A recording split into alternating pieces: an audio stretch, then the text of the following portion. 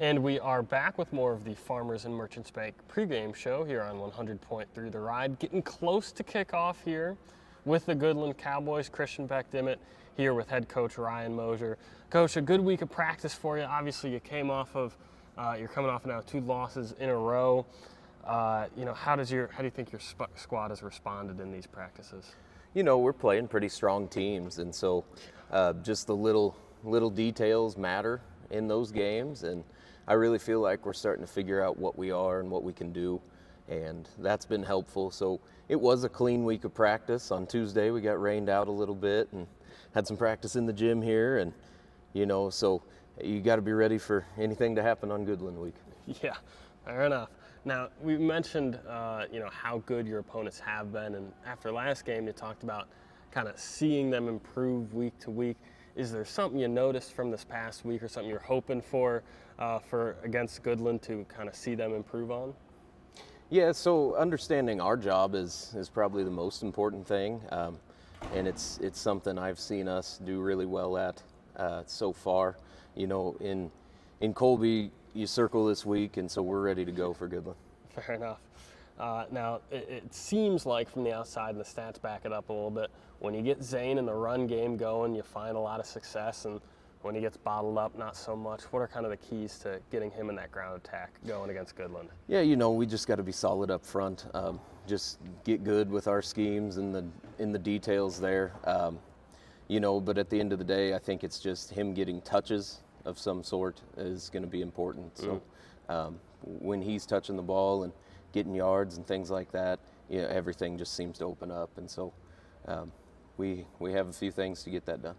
Now, you were an assistant, of course, in this game before, but your first time as head coach in this rivalry. What does it mean to kind of be a part of this historic matchup now?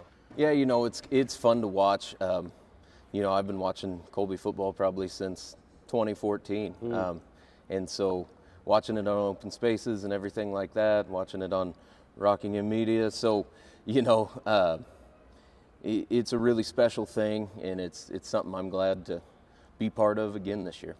Now, the quarterback went down week 1. They've been running this kind of 2 QB system, really basically only one thrower. The other one will throw a little bit, but how do you kind of match up against that scheme against it?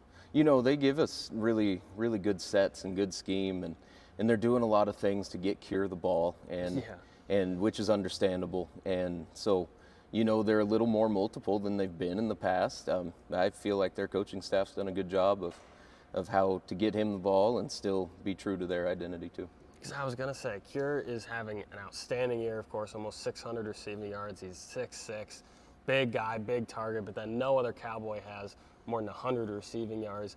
Is the focus kind of just say, all right, get him out of the picture and, see what else happens? You have to find balance there, because if you're going to sell out and try and stop him, those guys will take care of us. I mean, they're still pretty solid.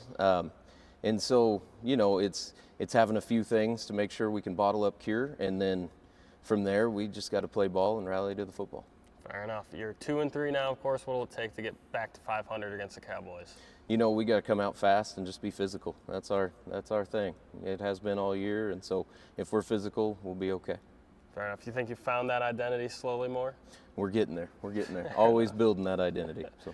Thanks so much for taking the time, Coach. This has been Coach Ryan Mosier of the Colby Eagles, and we are getting close to kickoff now on 100.3 The Ride.